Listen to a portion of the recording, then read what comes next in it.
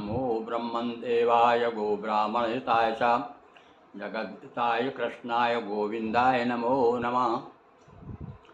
आस्थावान सज्जनों, चलिए हर मास 2 एकादशी, अभी आप लोगों को हमने श्रावण की एकादशी के बारे में कथाएं सुनाई, व्रत कथा सुनाई। आज चलिए समय समीप आ गया है। 19 अगस्त को जया एकादशी है। भाद्र कृष्ण पक्ष की एकादशी को जया एकादशी कहते हैं और इसे कहीं कहीं अजा एकादशी भी कहते हैं। अजा एकादशी भी कहते हैं और जया एकादशी भी कहते हैं। तो जया का मतलब है कि कहते ही देखिए, एकादशी की जो कथा है, इस कथा ये बताती है कि इस कथा के अनुसार यदि हम जीवन यापन करें अपना, तो साथ साथ में जीवन भर जय रहती है, अंत में विजय ही प्राप्त होती है, इसलिए इसे जया भी कहा गया है। तो हम कथा प्रारंभ करते हैं। ये जो भी भगवान एकादशी का व्रत करते हैं उन्हें कथा ज़रूर सुनना चाहिए। संक्षिप्त में हम सुना देते हैं ताकि आपको ज़्यादा समय भी ना लगे। तो देखिए कथा शुरू होती है। आप लोग हाथ में यदि कथा सुन रहे हों और आपके पास समय हो तो हाथ में चावल फूल भी ले लीजिए, तो उसका आपको पूरा कथा का फल भी प्राप्त होगा। कथा इस प्रकार है। भगवान श्री कृष्ण और युधिष्ठिर का संवाद है।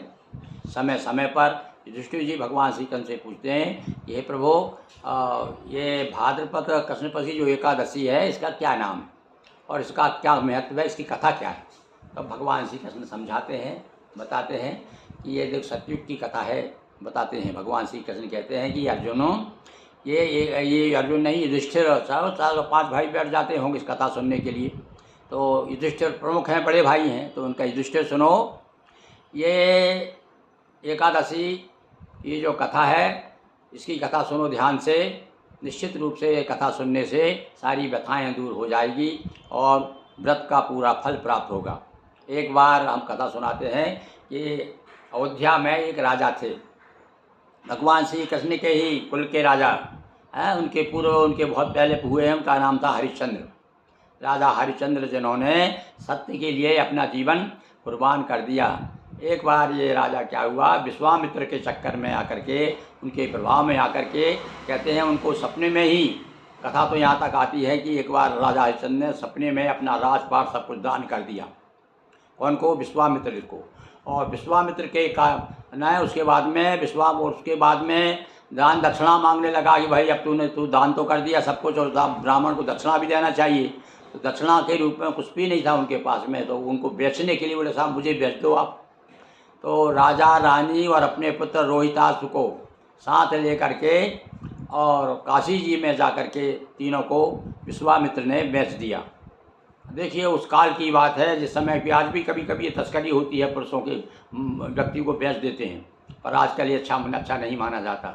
तो पहले लोग जो है अपनी बात रखने के लिए सब कुछ सर्वस्व दान करने को तैयार हो जाते थे। तो उन्होंने कहा कि हम बिकने को तैयार हैं, आप तो अपना जो दान दक्षिणा हमने जो संकल्प किया है वो ले लीजिए। और काशी जी में एक ब्राह्मण ने रानी को और उसके पुत्र को खरीद लिया और ये चांडाल के यहाँ सेवा में रहे।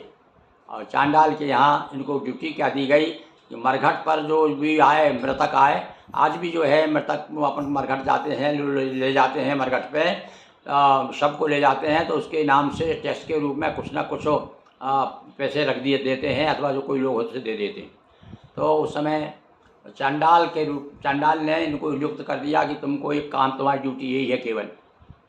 बहुत खाने पीने को बराबर मिलता नहीं था, बहुत भूखे प्यासे रहते थे और चंडाल की सेवा बराबर करते थे। कोई भी आता था उससे जो मर जाता था, मृतक था, उससे टैक्स लेते थे। और एक देखिए, और जब दुर्भाग्य पीछे पड़ता है तो कहते हैं विपत्ति चारों तरफ से आती है। उधर एक बार क्या हुआ, ब्राह्मण के यहाँ पर रानी रहा करती थी और वो राजा का जो लड़का था हरिश्चंद्र का, वह एक बार फूल लेकर सुबह सेवा फूल ला करके आता, सेवा करता था, तो फूल लेने गया तो वह सर्प ने डस लिया उसको, तो लड़का मर गया। अब वो रानी बेचारी दुखी अपने बच्चे को लेकर के, और अब वो कोई सहारा नहीं उसको, तो कहते हैं कि वो अपने बच्चे को लेकर के मरघट आई। तो इन्होंने रोक दिया इसको कि नहीं, पहले हमको इसको अपना जो टैक्स दो, जो मृतक का टैक्स लगता है यहाँ पर, उसके बाद में तुमको अंदर जाने देंगे। वहाँ पर पहचान होती है, बहुत विलाप करती हैं, रोती हैं, अपने भाग को कोसती हैं, किंतु सत्य पे अटल हैं अपनी बात को, क्योंकि सत्य के लिए ही सब कुछ कष्ट सहन करने के लिए तैयार थी। इसलिए उन्होंने कहते हैं फिर अपनी साड़ी फाड़ करके और उसको टैक्स दिया, अपने पति को दिया और जा कर के वहाँ पर मिलते हैं। भगवान तो परीक्षा ले रहे थे, तो वहाँ पर उसके बाद में उसको बच्चे को जीवित कर देते हैं। भगवान प्रकट होते हैं और कहते हैं अरे सत्यवादी, तो जहाँ सत्य है वहाँ ईश्वर है। इसलिए कहा गया भाई हमारे यहाँ की सत मत छोड़े सूरमा, सत छोड़े पत जाए और सत की बांधी लक्ष्मी फिर मिलेगी आए। तो ऐसे ये सत्यवादी की कथा है कि बाद में भगवान प्रकट होकर के उनको वरदान देते हैं। और अब इसमें भी कथा है, इसमें भगवान ने बताया कि भाई ये तो बहुत परेशान था, चंडाल की सेवा में रहता था वो। तो एक बार उनको क्या है, गौतम ऋषि मिल गए उनको, हरिश्चंद्र को। तो उन्होंने पूछा कि महाराज देखो मेरी स्थिति में राजा था और या हालत मेरी रानी वहाँ पर है और इस तरह मैं बहुत परेशान हूँ मैं, तो आप बताइए अब क्या करूँ मैं। तब उन्होंने कहा अच्छा सुनो, ये भादों की जो एकादशी आ रही है ना कृष्ण पक्ष की, इसको जया एकादशी, तुम्हारी जय ही जय होगी, तुम निश्चित रूप से भगवान के दर्शन प्राप्त करोगे, सारी तुम्हारी समस्या दूर हो जाएगी, जाओ एकादशी का व्रत करो। तब राजा हरिश्चंद्र ने ये जो है भाद्र कृष्ण की एकादशी का व्रत किया और व्रत करने के बाद में ये सारी घटनाएं हुई। उसके बाद में भगवान के उसको दर्शन हुए और उसकी विजय प्राप्त हुई। इसलिए इसे जया एकादशी कहते हैं, इसलिए इसका बड़ा महत्व है। और साथ साथ में भैया ये शिक्षा भी देती है कथा हमको कि जीवन को साथ साथ में एकादशी के साथ हमें जीवन में सत्य को भी उतारना चाहिए, जहाँ तक हो झूठ से बचें। ये कहानी का, ये कथा का ये सारांश है। और ये कथा निश्चित रूप से हर एक एकादशी पे जो व्रत कथा होती है उसके सुनने से बहुत लाभ होता है, पुण्य प्राप्त होता है, पाप दूर होते हैं। बोलिए सत्यदेव भगवान की जय। सत्यदेव की बात है और साथ साथ में एकादशी महारानी की जय, राजा हरिश्चंद्र की जय। तो इस प्रकार से आज हमने ये जया एकादशी कथा सुनाई और निश्चित रूप से समय समय पर आपको हम रोज़ नई नई चीज़ें बताते हैं। अभी देखिए श्राद्ध पक्ष आ रहा है, तो श्राद्ध पक्ष पे हमने बड़े सरल ढंग से तर्पण करने का, अपने पुरखों को जल देने की ऐसी विधि बताई है कि लोग बहुत पसंद कर रहे हैं। बड़ी सरल विधि, थोड़े सब, क्यों आजकल भैया इतना व्यस्त जीवन हो गया है कि इतना लंबा समय हमारे पास है नहीं। और जिसके पास में है, वैसे तो नियम तो ये भैया कि अपने पुरखों, अपने पंडितों को बुलाइए, पुरोहित को बुलाइए, विधि विधान से कराइए। कहते हैं भैया 6 प्रकार के तर्पण होते हैं, अब उसमें से आप तो जितने बन जाएँ उतना कराइए। पर हमने आपको संक्षेप रूप में तर्पण की विधि में हमने आपको ब्रह्मा विष्णु महेश की तर्पण करने से सारे देवताओं का तर्पण हो जाता है।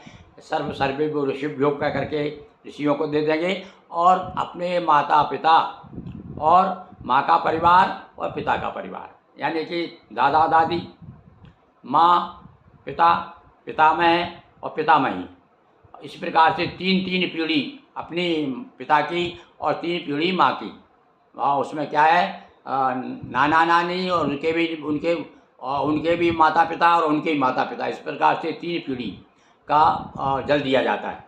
तो हमने बड़े सरल ढंग से, हिंदी में भी हमने कुछ दोहे बनाए हैं, मतलब कह सकते हैं हिंदी मंत्रों से भी आप कर सकते हैं और संस्कृत के मंत्रों से इतने सरल ढंग से कर दिया हमने, बताया करके कि आप वो हम करते जाएंगे, आप करेंगे। तो इस प्रकार से बहुत सारी और भी हमने समय समय पे आपको सुनाते रहते हैं कथा। तो हमें विश्वास है कि आपको हमारी ये कथा पसंद आएगी। और हमारा जो है गिरी मोहन गुरु नाम से जो चैनल है उसको आप ज़्यादा से ज़्यादा देखिए, शेयर करिए, लोगों तक पहुंचाइए और भगवान की कृपा प्राप्त कीजिए। बहुत बहुत धन्यवाद।